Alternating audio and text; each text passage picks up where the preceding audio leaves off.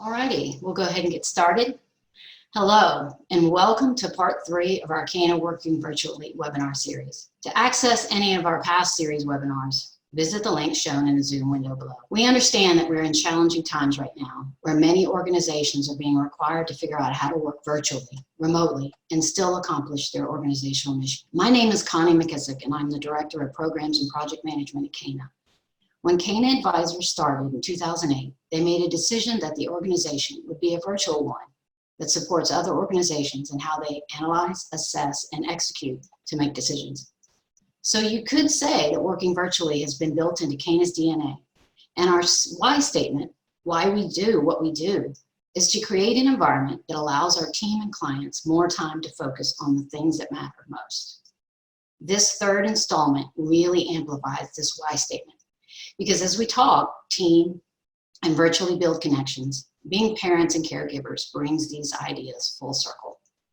Today, my colleagues and I are going to have an informal collaboration and discussion session to answer some of the key questions we've received about working virtual in these challenging times as caregivers and parents. Each of us have a different set of circumstances that caregiving has altered, and we've adjusted. Along the way, we've learned a few key themes, and we want to share them with you today. All of our CANA family work in many different atmospheres, but we've selected a variety of team members that we think may have something in common with many other virtual workers just like you.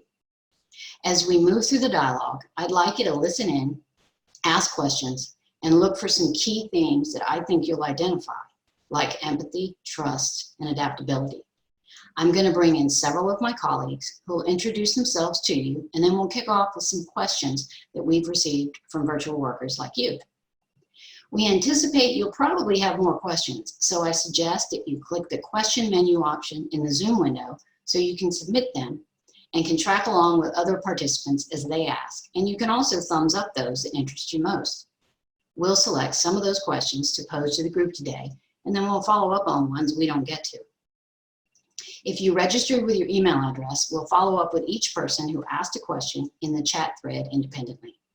And finally, you can expect poll question pop-ups as we dialogue so we can get a better understanding of our audience, and we'll share the results. To start, I'd like to tell you about my virtual experience.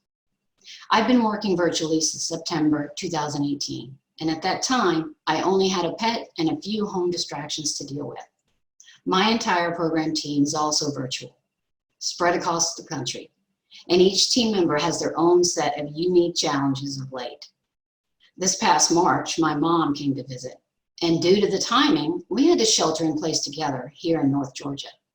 Although my mother and I get along great, there's still some challenges that I wasn't expecting. Not only is she in a strange place and can't go anywhere, but her perception of my being here all day means access. This change for me has been eye-opening, and when it comes to understanding my team's virtual challenges, it's key. While I'm not a parent today, I now have to ensure ad hoc caregiving doesn't impact my work life, and that's not necessarily easy. So I can only imagine how challenging it is and must be for all virtual workers whose situations have changed.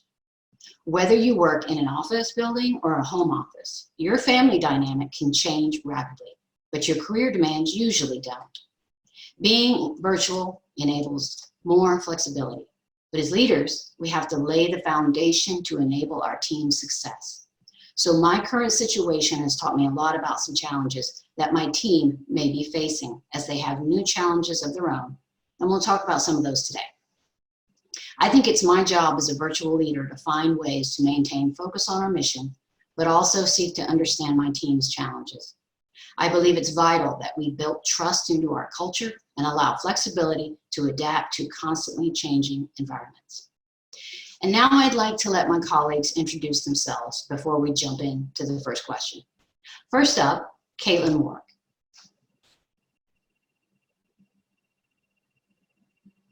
Hey there, my name is Caitlin. I'm trying to start my video, but it's not cooperating with me right now. That's okay.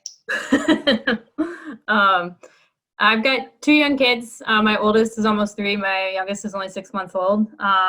This is the second position where I've had the opportunity to work virtually, but the first where my role is completely completely virtual and completely flexible. So well prepared for our current chaotic times. Yeah. Okay, then we'll introduce Aaron Luprick. Hi, I'm Aaron Luprick. I've been with CANA. I'm a software developer, and I've been with CANA for about 4 years now.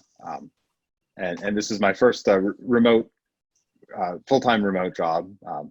So I've been working remotely for 4 years as well.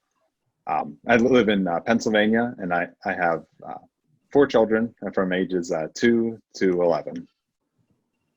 Thank you, Aaron. And now Stephanie Allison.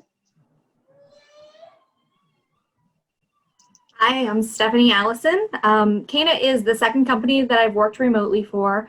Although, like Caitlin, this is the first time I've worked 100% remotely and virtually, which I absolutely love. I am a software development analyst with CANA, and I'm actually coming up on my 1-year anniversary in May. I have 2 children, both boys, 11 and 13, and am married and have a very active furry baby as well. Awesome. Thank you, Stephanie. And last but not least, Kenny Mccroskey. Certainly not least. Hi, everyone. My name is Kenny Mccroskey, and I'm the Senior Operations Manager here at CANA. I've been with the company a little over 5 years, so working virtually the entire time. This is my first 100% virtual experience. I've had some previous roles where I was self-employed, and I worked from home part of the time.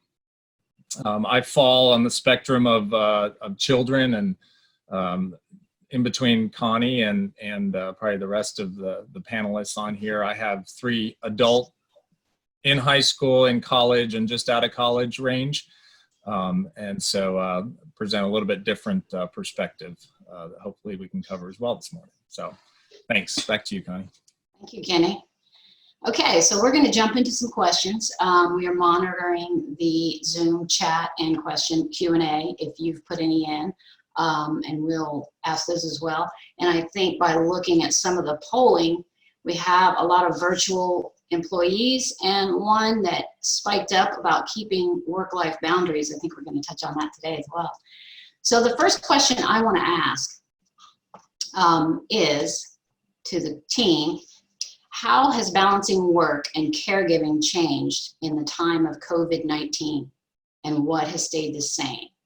So I'm going to start with Stephanie. What has changed and what has stayed the same? Sure. So like Aaron, not a lot has changed. Yeah, I've been working remotely for a while now, so I'm very comfortable with that situation and that scenario of working. What has changed, obviously, is my children are now home, which I know a lot of others are facing. And just 3 days ago now, they started virtual school online, which is a completely new experience for them. It's a new experience for their teachers. It's a new experience for me. And in addition to them being home with me, my husband is now working from home most days as well. So previously, my husband and I shared an office and in the evenings, and I was the only one that would use it during the day. And now both of us using it during the day can be very complicated for incoming calls, especially video calls. So I have, if anyone has caught the previous 2 series of this webinar, the 2 parts of this webinar series, part 1 I was on and my background was a little different. I am now in a different room. We had to set up a different desk, and I've shifted space and am loving it. But yeah, we just had to make different arrangements logistically like that. So you adjusted, you flexed to the situation. We did. Great. How about you, Caitlin? What has stayed the same and what's different? So for me, with a teeny baby at home, like I'm used to kids being in the background running around here while I work and try to create a veneer of of complete calm despite that.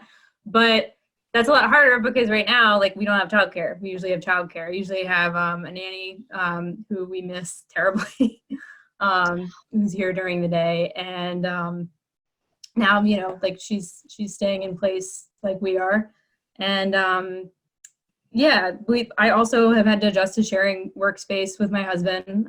Now we basically have to like work in shifts, and we work a lot later at night to get like a full day in, which means a lot less downtime.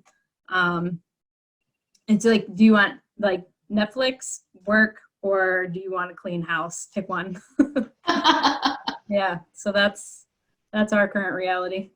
So your schedule has flexed enough for you guys to adjust those responsibilities. Exactly. This would not, like, full stop wouldn't be possible without a flexible schedule. Like, we'd only be able to get like maybe 5 hours in, or one of us would have to stop working. Right. How about you, Kenny? Your situation's kind of interesting. Yeah, somewhat unique. The routine, I guess, has not really changed that much for me. My wife has always worked from home as well. She's self-employed as an artist, so we've always managed that aspect of it. She's got her studio space, and my office actually was in our guest bedroom. So with 2 of my 3 adult children back home right now, they've taken over the guest bedroom, and so my office is actually now in the garage, which I was just chatting with our CEO a few days ago about this, Liz, and it's actually been a good thing. I've enjoyed. It's been a nice kind of change of scenery for me. So little glimmer of goodness in all this. Yeah, and the change in your atmosphere, that's kind of nice to sometimes freshen up and change things, because I noticed your background has changed just in a couple of days. Yes, well, you'll notice that's actually a piece of my wife's artwork behind me. So. Nice. Kudos to her.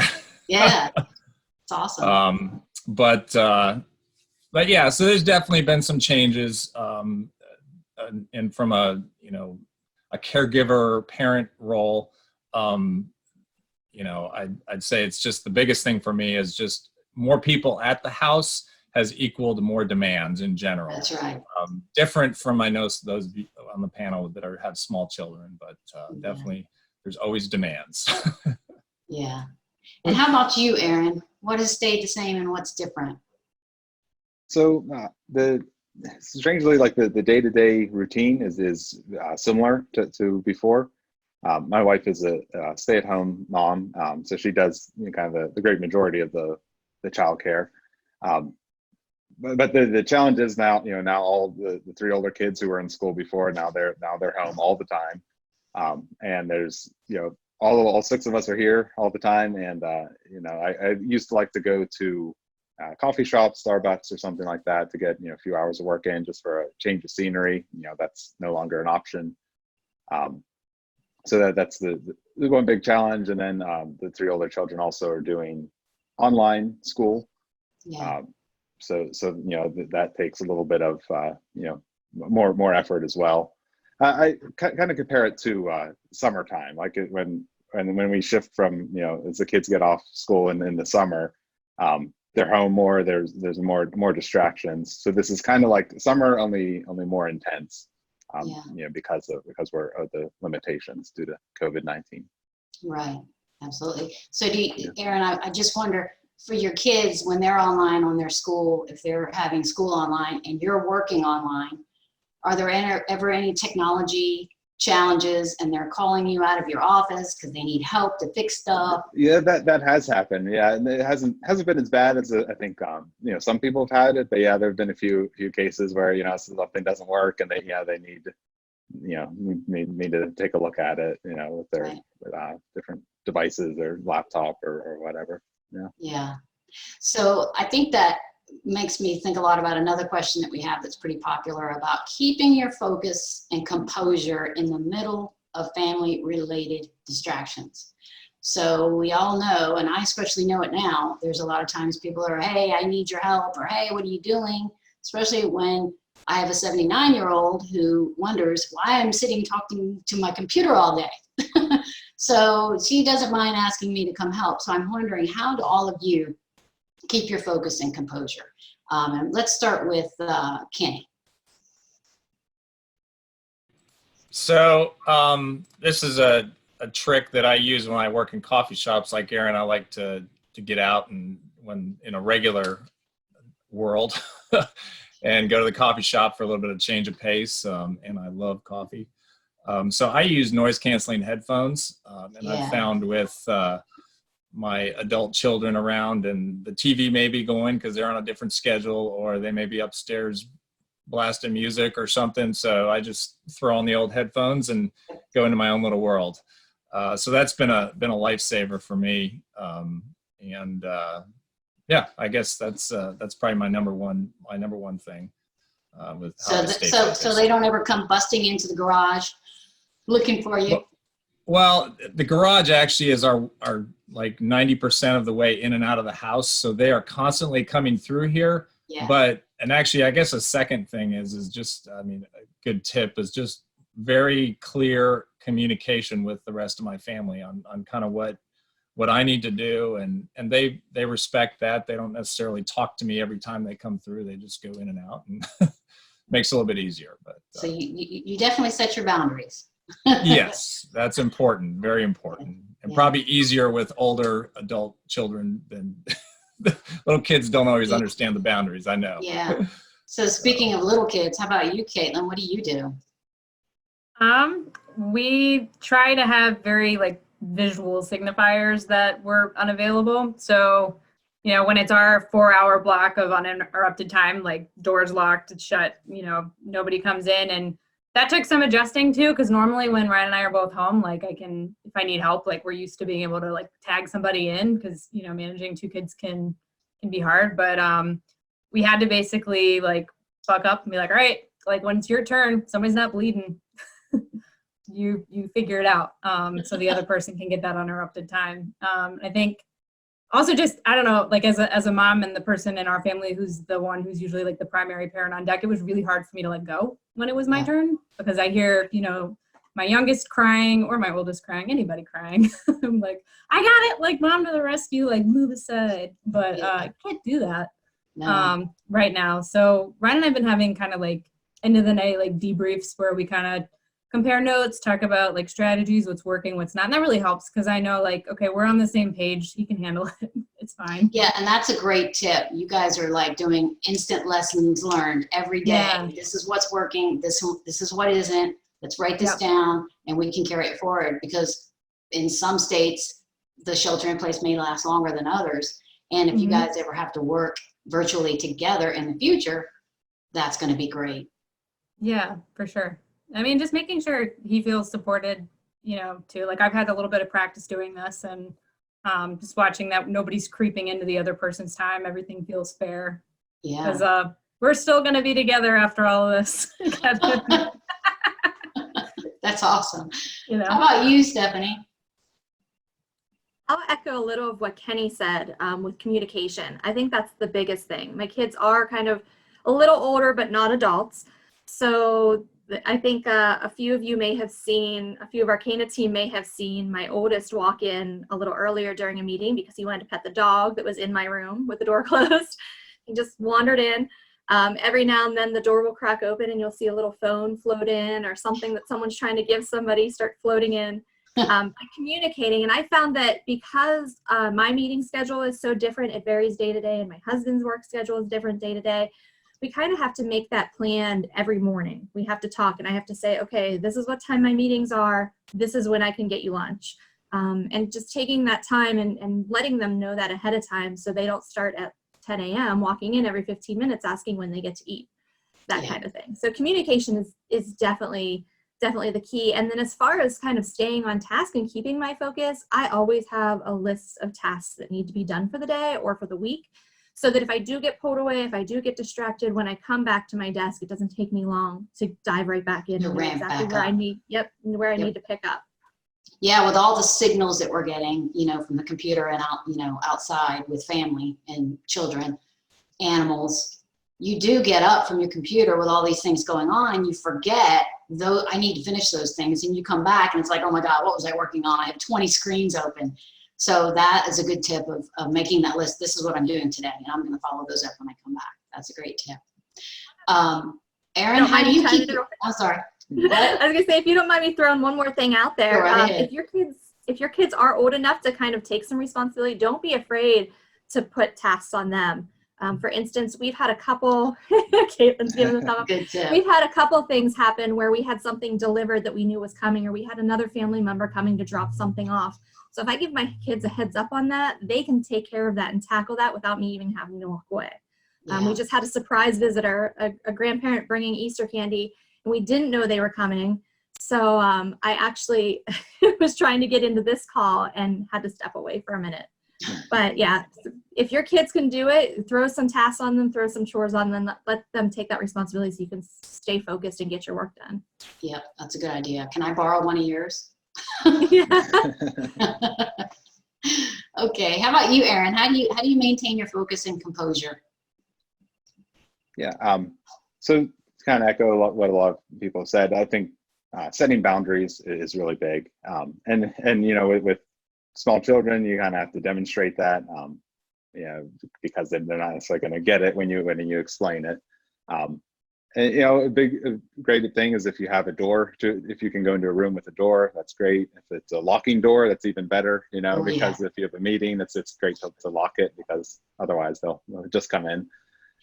But a lot of it's just reinforcing that. And a big part of it, I think, is telling kids, you know, don't just push them off, but tell them, you know, just wait a moment, you know, like when I finish, I'm working on something, and when I finish that, then I can help you with what you need. You know, Right. A lot of times kids want to come in and show me, you know, what they were doing in school, and yeah, so I just kind of just tell them, yeah, a little later, and then you can kind of take advantage of the sort of natural breaks in your workday. You know, when you finish a task, you know, that's the time, and you're maybe getting up anyway to get a drink of water, you know, then you can check in with your kids, your family, and I think if you do that, then it helps minimize the distractions at other times. Do you think that with the environment we have at CANA, and we're all a virtual team, and we're all on meetings together, and the dogs start barking, or we're quick running for the mute button, or trying to turn the camera off, or I forgot to get a cup of coffee, I need to get up. Do you think our culture allows you that flexibility to have moments like that? To any of you? I can chime in on that because I'm the one who probably most frequently needs that grace. So like most of the time folks are great about not scheduling meetings when I've blocked my calendar off for when it's my turn, but sometimes emergencies come up and a client needs something, and you have to try to find a way to make yourself available without infringing on, you know, like it's my husband's turn. I like when I'm in that situation, sometimes folks are just understanding if it's not planned, but if I know it's coming and the meeting has to be taken and it's my turn to watch the kids, I've had success kind of prepping them for like what I expect out of them behavior-wise. Obviously the 6-month-old, no, it's for the 3-year-old. You know, so I let them know, I was like, mom's gonna be talking. If you talk to me, I'm not gonna respond. Like I need you to find a quiet thing to do. What's a quiet thing to do? He'll show me something. We'll practice it beforehand. Like I'll pull my laptop out and I'll like just lavish him with praise. Like you're doing so great. Keep that up. And then when the meeting comes back on, like if I find a way to stick myself on mute, I'll just say, I love the way you're coloring quietly right now. Keep it up. And that's something, you know, again, like if you don't have the luxury of a partner to help split the childcare and you're, you know, that's something you can try to do. And also pre-warning the meeting to say, hey, my kid's not feeling well, or you might hear some cooing in the background. Sorry if that is distracting, or I'm turning my camera off because I'm sick, something like that. So yeah, those are good tips as well. I was just going to chime in, Connie, real quick on that. I mean, one, I echo that. I mean, CANA as a company has just been fabulous. I mean, even before COVID-19, you know, the ability to say, hey, can you give me 2 minutes? I got to run. I really need to get my coffee cup filled up before this meeting. But I would say even with our external meetings that we've had, I've seen recently we've had with some of our partner companies and clients, I just feel like during this time, people have been more gracious. I mean, with things that happen, you know, you don't ever, I've never felt like anybody's been like, oh my goodness, I can't believe their dog just barked or you know, or whatever, or they forgot to mute themselves and their wife was talking in the background. So that's been refreshing for me to see, not only within our company, but externally as well. Yeah. So I do want to mention that we're seeing lots of great questions flowing through the chat, and we're going to get to those soon as well. I want to ask Stephanie, what advice would you give to someone who's trying to make the case for the benefits of remote work to a more traditional employer? I think that when an employer hires an employee, they're seeking out somebody that they can trust. And I think that if you can trust them, if you can't trust them at home, you shouldn't be able to trust them in the office. So I think that those employees that you have worked so hard to make sure that you had the right person, the right fit, someone that you can trust, you should be able to allow them to work anywhere at any time and focus more on the quantity of work or the quality of the work than where it's done or what time it's done. And I also think that work-life balance is not just work-family balance. So I think I'm kind of losing my train of thought here, but I think having that work-life balance, whether it work family or another passion or something else that you spend your other time with, I think having that, the greater amount that you have that, it motivates an individual to be more productive. Yes. So I think that you should kind of empower your employees to feel like that you trust them more. Yeah, I think that one of the biggest benefits that remote work, if I were to tell a traditional employer, because I've worked for lots of organizations of either offices or cubicles with many, many people there. And that environment for me did not allow a lot of flexibility and creativity. So I could want to be more productive. I just didn't feel as creative. And in this environment, because of the flexibility, because the team that I'm working with is very adaptable to the culture, to the schedules, to the constant electronic pings, to situations like this, that it just allows you to be a little bit more creative in how you problem solve. And to me, a successful virtual worker is a really good problem solver. So I think I'll add that. So we've talked a lot about the impact of family on work. How does working remotely impact your role as a caregiver, right? So I didn't really have a role as a caregiver in the beginning. I do now. And working remotely, this really set me up for success, to be honest, because when my mother came visiting on March 12th, we were going to go on a trip together. And we didn't go, obviously, and then the shelter in place happened. So she's here with me. Now, had I not been working from home, I would not have been able to let my mother stay here, or I could have, it would have been really bad. She does walk with a cane. There are extra things that need to be taken care of. So it was I'm not gonna say it was the perfect environment, but because I work from home, I was like, okay, shelter in place, you're staying here until that's lifted. And, I will be the one that goes out and gets supplies. And because I work for CANA, because of this virtual job, I'm allowed to do that. So I wonder, for you guys, how does working remotely impact that role for you? And I'll start with you, Aaron. Yeah, so I think working remotely is a great benefit, for my family, that I'm able to be here all the time, and not right now, but during school time, that can help see the kids off on the bus, and then be here when they get home.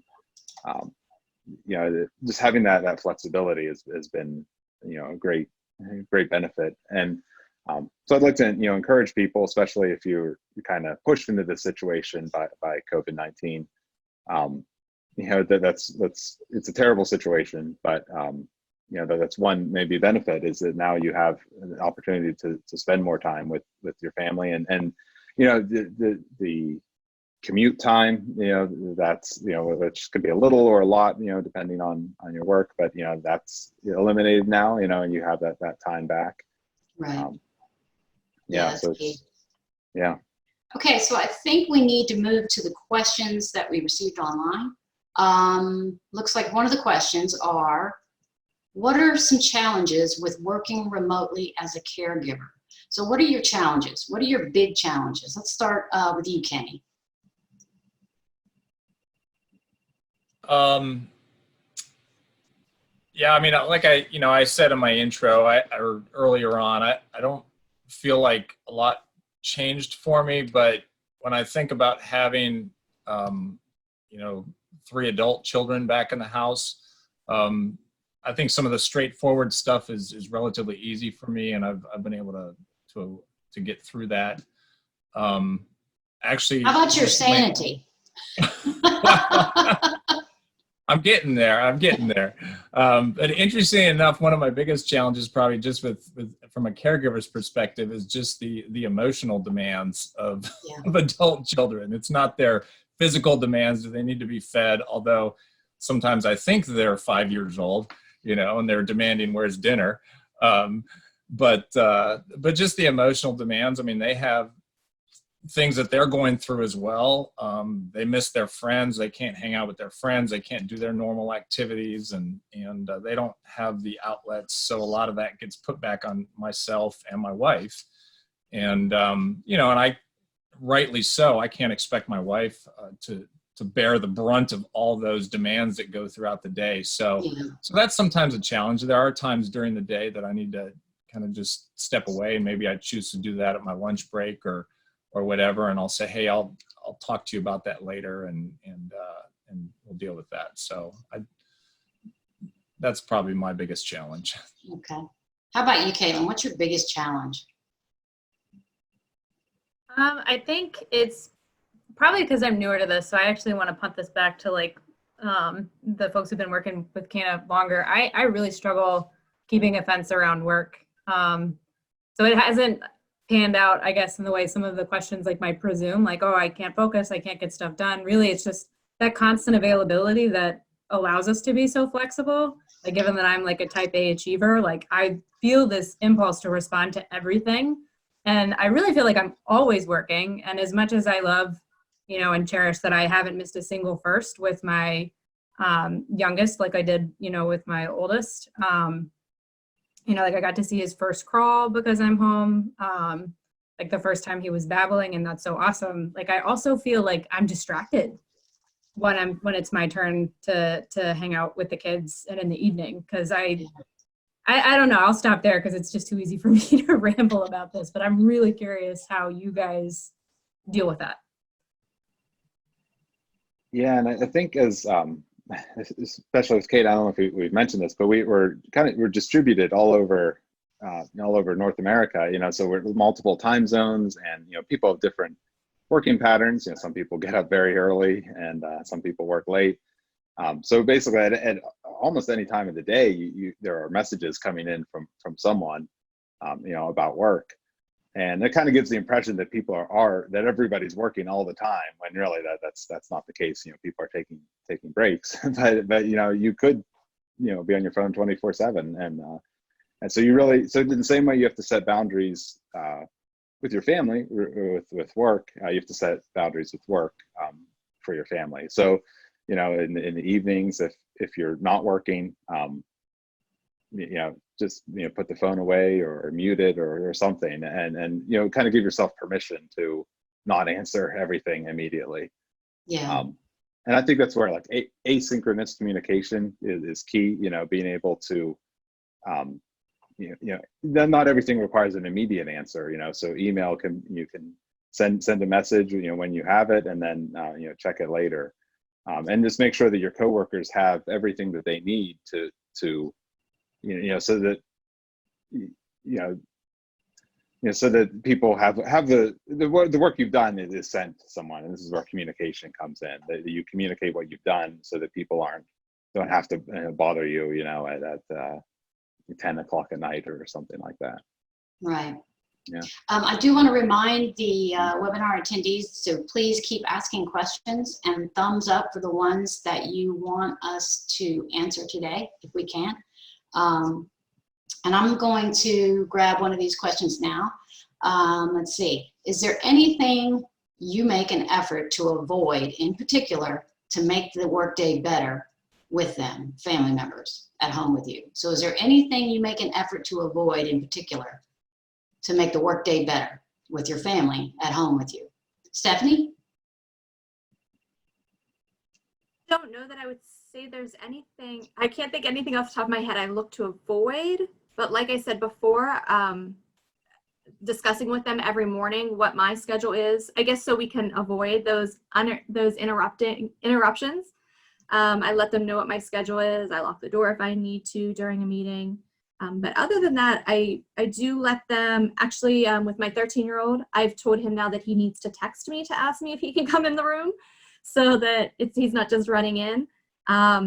So I've not put anything off limits as far as them asking me for help with schoolwork or anything like that. I just ask that they message me first. My children have to message me in our own house. All right. Yeah, one of the things I think I do for mom, when I get up in the morning, I get everything set for her. The TV's on the right channel. And during the day, I'll take the dog for a walk so he's not so crazy. But I'll try to have lunch with her. I'll go in there and make lunch and try to have lunch with her every day. So and then I'll keep the door shut because I know she's always like, who is she talking to? So those are kinds of the things that I do for my situation. Anybody else want to answer that one? To translate Stephanie's advice for younger kids, we do this. I think clarity is so key. So I try to avoid having this feeling of like chaos and they've lost all of their routine through this. So to the best that we can, we keep it the same. Like we eat lunch at the same time, we nap at the same time, all that stays the same. And for the things that are variable, I got this idea from some teacher friends, so I don't claim authorship, but a visual schedule.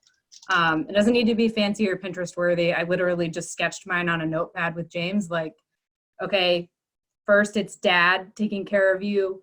Then we go outside and then you can draw a picture of a sun or a playground. And then we're going to do lunch and then we're going to do this. And it's especially nice if something non-standard is going to happen. So at least if they don't, they don't have control, but they at least know it's coming. And I think that helps, with transitions and temper tantrums. Right. Okay. So I have a really good question. I really like this question. I'm going to ask you guys what you think. What tips do you have for coworkers who don't have kids and how they should relate to those who do? Anybody want to jump on that one? I'll go ahead and jump on that one. Okay. And I answer this not ever having experienced a negative situation where somebody has at least intentionally kind of looked down on something I had to do because of my family, and they're they just they don't understand that or anything. Honestly, and it's my approach in life, if I see there's a potential confrontation or an issue, my tip would just be to approach them. If you have a coworker who seems to demand and not really understand what you're going through, being a caregiver and a parent,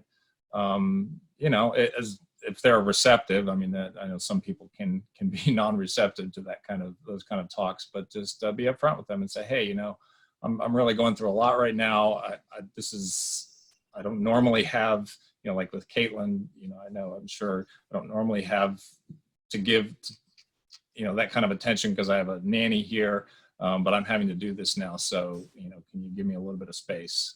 So that would be my advice on how to deal with it. Yeah, I would definitely echo that, Kenny, that especially from a manager position, that you should communicate to your manager that you are having those challenges, and children are a part of that. I used to have small children at home, I don't anymore, but I totally think that communication with your manager is key, especially if you're a virtual employee, because your communication level has to be higher anyways, but you're accepting of the challenges, and you can tell them what's going on. I can't do this or that, or I need to flex on my time, because that's the key part of this, about being flexible and adapting to changing environments, because every day our environment is changing. But to get people to relate to people who have kids, that can be a challenge, but one of those things is just telling them about it, talking to them. These are the challenges that I'm having, because all of us are going to, at one time or another, run into a special situation like I am right now, where you are going to have your attention diverted, right? And that's what it's all about, diverting the attention. Anybody else want to touch on that? That is where their passion lies and that draws a lot of their attention. So whether it be something simple like they're an avid bike rider, for instance, so, okay, well, let them know that, at 1 o'clock, I have to step away because my kids need lunch, just like at 1 o'clock every day, you want to take your bike ride. And it sounds so silly, but it's just a matter of putting it in someone else's terms. And that's not just for this situation with coworkers, but really anything, anytime that, in relationship between any two people, if they're not understanding a situation that you're experiencing, just try to put it in their terms, make it more relatable. Yeah. Okay, so let me grab another one over here. Let's see. How do you maintain a healthy work-life balance being a virtual worker? Let's let Aaron take that one. How are you going to maintain a healthy work-life balance? And so especially now too. Right, especially now. But yeah, even before COVID-19, I think it's maybe the most difficult part of working virtually. It's this kind of vicious cycle that you can get into, where maybe home life starts interfering with work in the sense, and you're not as productive as you think you should be. So then 5 o'clock rolls around, and then instead of shutting down and then focusing on your family, you're still distracted by work. So that you think, oh, there's things that I didn't get done that I need to get done, and then now the time that maybe you're supposed to be spending with your family, you're distracted by work, and so it can lead you into this like negative feedback loop that that can be very destructive. So yeah, and this is where I think establishing boundaries is so key. And now it's harder than ever, but it's also more important than ever.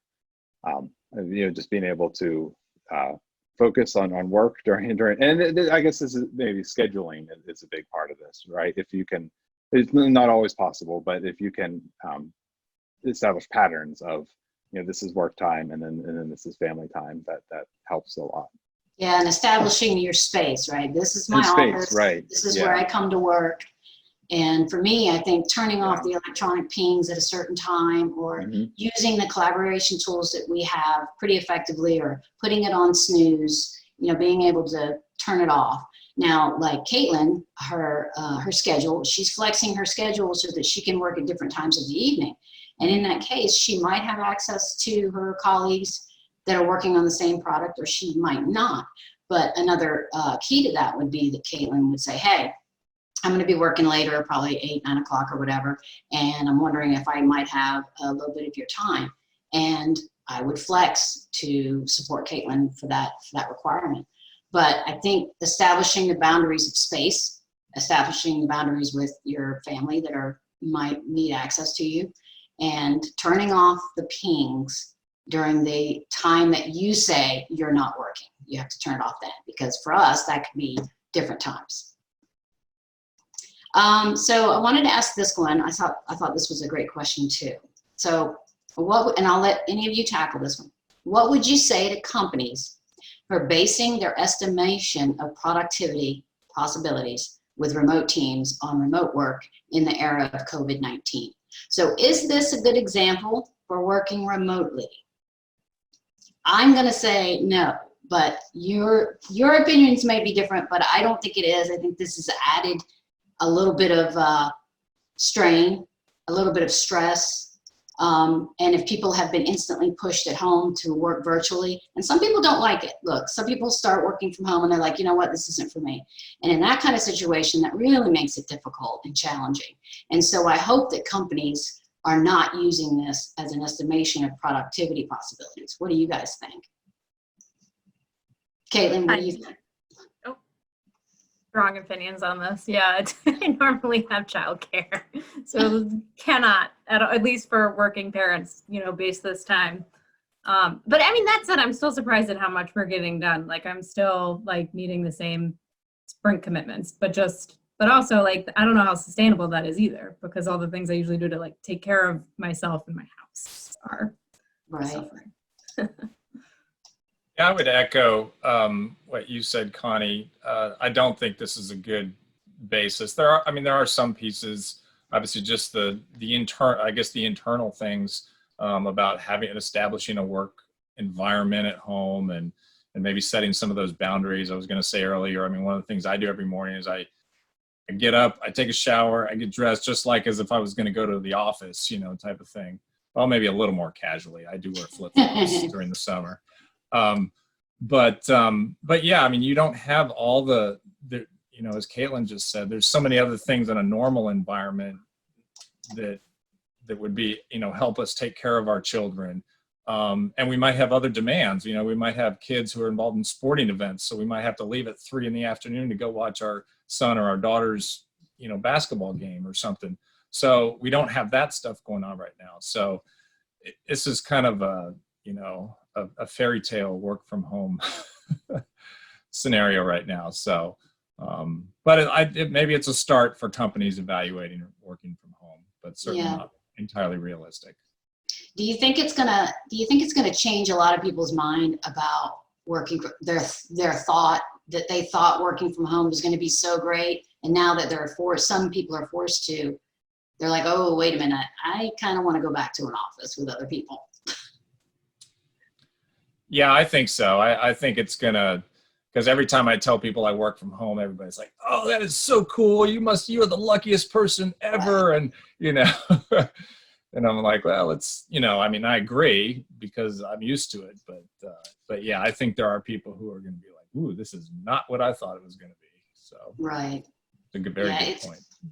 So to me, that just echoes, it's not really a good example. It's a good experience, I think, for people to kind of experience the challenges, because on the other hand, how can we communicate to people the difficulties and the challenges of working from home, because nobody thinks there are any. Well, guess what? There are, and it can be very, very challenging. So it comes back to me of using your empathy skills and understanding that it is a challenge. Now, working in an office, working in cubicles and offices with other people, there were challenges there as well. I prefer this environment better. I think the flexibility it gives my lifestyle, it helps a lot. But I know for parents, and especially single parents, I was a single parent, so I wasn't working remotely then, but I could understand how really difficult that would be in this time. And as a manager, if I was managing somebody who was a single parent, I would really have to be flexible and empathetic to that situation, because that would be very demanding, and I would have to help. I'd have to help that person through some of those challenges, especially with the work situation. Okay, let's see if we have any more questions. Okay, this one, let's see. With your company being a logistics or analytics-based business, do you have any analysis planned for how this has impacted any other businesses in regards to people possibly switching to a more work-from-home model afterwards? That's a great idea. Let's get Erin right on that. We could do an analysis of people switching to a more work from home model, because imagine you could do the budgeting, right? You could model the finances of, you don't have to pay for an office. You don't have to pay for rent. You don't have to pay for the monthly bill on the printers and the copiers and all that stuff, and compare it to our workforce and how we work and the money that we could possibly save by not having to have a home office. So we could do that analysis. I think that's a great idea, anonymous attendee. Please keep them coming, because we like analytics.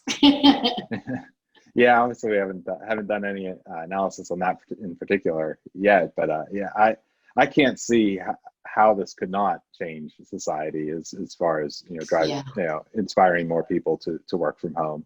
Obviously, a lot of people are going to try it and not like it, but it's definitely going to, I think, have long-lasting impact on companies, and at least if nothing else, even as a contingency plan for when this sort of event happens. Yeah, that's a great idea. Yeah. That is a great idea. I like the great ideas, anonymous person. Please keep sending them. Oh, this is a good one. So let's let Caitlin touch on this one. So what does a typical day in the life look like for you with young kids? We live and die by a schedule, so I can actually give you a granular response. So 6:30 is when my youngest is up. And then we kind of snuggle in bed for a little bit, and then my oldest wakes up at like we have a puppy light. When the puppy light turns green, he's allowed to get out of bed. And we get to spend like our mornings just kind of like snuggling, which is really great because I really try as much as I can. Like in the beginning, I used to try to get all these hours in, but that just felt too chaotic, and I really saw his behavior tank. So we just try to fill his little bucket up with as much connection and individual attention in the morning as we can, so that when we need to ask him to do hard things, we can.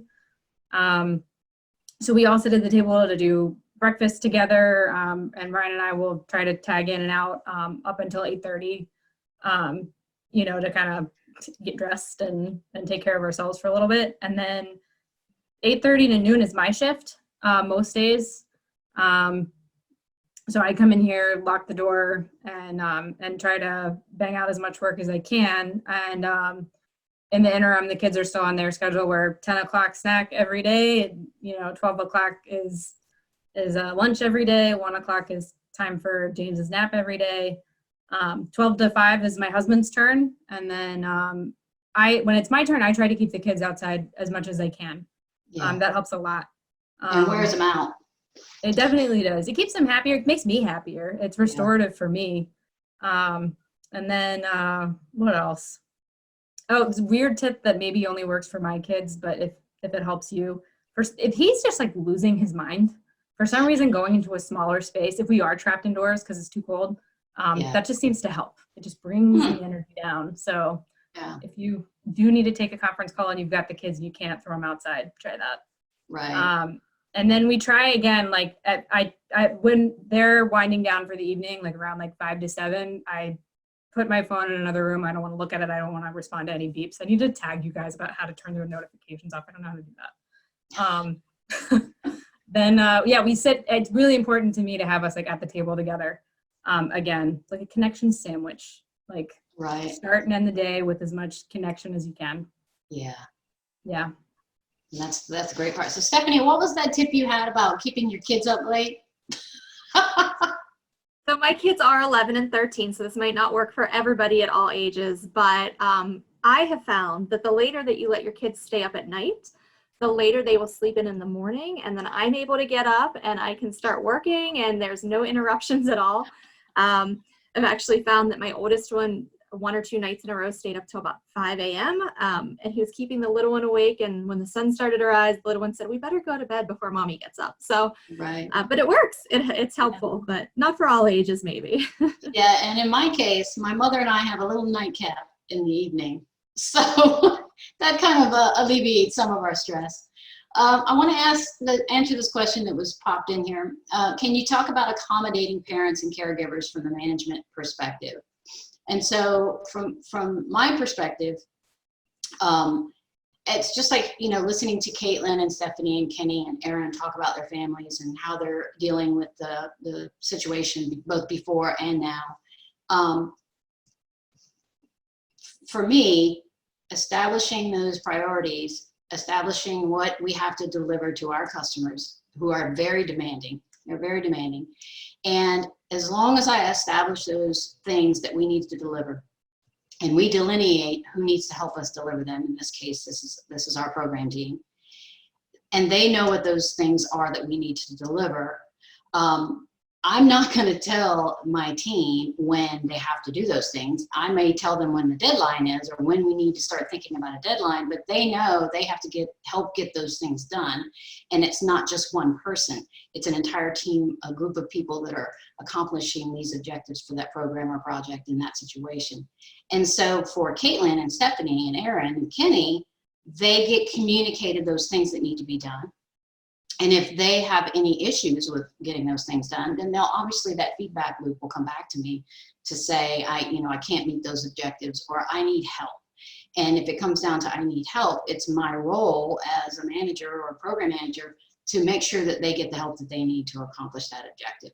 Because we don't put people in roles that we know they can't do it. We put them in there because we know they can. And if they need to work at a different schedule or time or the weekend or no mornings or however that works and functions, that feedback loop and mechanism of that work that's occurring as a manager, you can see it happening in the products that are becoming visible. And then ultimately we're meeting our mission. So for me, that's what how I would accommodate parents and caregivers, is just being very flexible. Alrighty, so we've got about 4 minutes left. I'd like to ask for closing thoughts from the panelists, if you would like to. Let's give our listeners some final advice for remote teams. We can start with Kenny, if you will. Get off mute there. Sorry, had to click it twice. I mean, just a lot of great tips. I've actually learned some things from my colleagues today, which has been super. You know, I don't know if I have another specific tip or, you know, tool or anything. But in regards to like a potential transition of your company, if your company's maybe looking now at remote work, things like that. And I know we talked earlier about one of the keys to that is trust from an employer to the employee. That's right. And I've found, I'm also have been in the Marine Corps for many years and have a lot of experience in leadership and management in the Marine Corps. And you know, one of the things I've found is the more trust and respect that you give your subordinates, or in this case would be your employees, that just, I mean, completely motivates me at least to, you know, to give back like 120%. So while it may be a scary thing for companies to think about that, you know, the employees out there in the virtual world, not knowing what they're doing every minute of the day, you know, I think it can really be a good thing. And if your company's willing to do that, then, you know, and actually, you know, walk the talk as well, then the benefits, I think, could be pretty profound. All righty, that's the good points. Good points. How about you, Stephanie? I agree with Kenny. I think this is not just something beneficial to the employees. This is beneficial to the employer as well. Right. So if employers are looking into this, or if they're not, and an employee wants their employer to look into this, I think everybody on both ends should be open-minded and just flexible about it. It allows so much more productivity, I think. You don't have to, so for the employer, I think you're not funneling your employees into that 9 to 5 time frame where that's when you're getting work out of them, because you might have a task at hand that is not ready between 9 and 5. It might require some evening time, or there might be an emergency situation or something, you know, quick demand from the client. So allowing this flexibility and possibly working from home or virtually and remotely, that's going to allow you to get more out of your employees than just that 9 to 5 time. So it's beneficial on both ends. And Connie, something you said sparked an idea or a thought in my head from the management standpoint. I think if it's feasible, depending on who your client is, it's great to get your client involved in this whole mindset as well. From my time with CANA, I've seen with our client, that one of our clients that we deal with, he's very open to everybody working from home and the flexible schedule, and he kind of thrives on that as well, which I don't know because I wasn't here from day one with him, but I'm not sure that that was something that he experienced. I almost feel like our team has introduced him to that and kind of expanded that in his style as well. So it's really beneficial when you can get the client on board as well. And it's just, I totally agree to that. Yeah, that has been, if any benefits out of this, that has been a benefit, that we've been able to work remotely together with our customers. So that is good. How about you, Caitlin? Any closing remarks? I would definitely echo everything that Kenny and Stephanie offered. I mean, CANA's got my loyalty for giving me like all of, again, like those precious moments with my kids that I wouldn't get if I were working in a traditional office. And I guess like pivoting to the parent perspective, like my role as a mom, I have just really been focusing on building like my parenting skills. Like, I don't think it's always intuitive. Like, you don't always come out of the box like when you're made a mom, like a great parent. I benefited from starting my career as a teacher, so I have some, you know, behavior management tips and tricks from that stage of life. But just some books that I've been reading that have really just paid off in dividends with my relationship with my kids, and is like really taken a lot of stress off of this period and I get to enjoy when it's my turn to hang out with them in the evenings has been how to talk so kids will listen and listen so kids will talk, and love and logic. So if any of y'all with younger kids that are like tearing your hair out, I feel like those have been super, super helpful and practical for me. Great tips. Yeah, we'll have to share that on our blog. Aaron, any closing remarks? Yeah, so one thing I wanted to say is that, transitioning to remote work and having a home office, it's not overnight. It's always an adjustment time, and in the ideal circumstance. So now, especially with what's going on, just encourage everyone to be compassionate to your coworkers and to yourself. This is a very trying time for everybody in the world. I mean, this is a very worldwide circumstance. Yeah, being right good now. to yourself. That's really important. Yeah, totally agree. So be compassionate, and noise canceling headphones too. Yeah, those work all the time. Yeah, that's great, guys. So we just a minute over. I really appreciate everyone who attended today. I think we've had a great collaboration session. The virtual webinars will be on the CANA link, as you see on the screen, the canallc.com link. And feel free to contact us through our website if you have any additional questions. We're going to start posting more content there. And I want you to remember, just like Aaron just said, and it was a great point, to take care of yourself. And because that's the most important thing of being a caregiver and a parent, is that you've taken care of yourself as well. So thanks for joining us. And remember to analyze, assess, and execute. And we'll see you next time. Thanks for joining.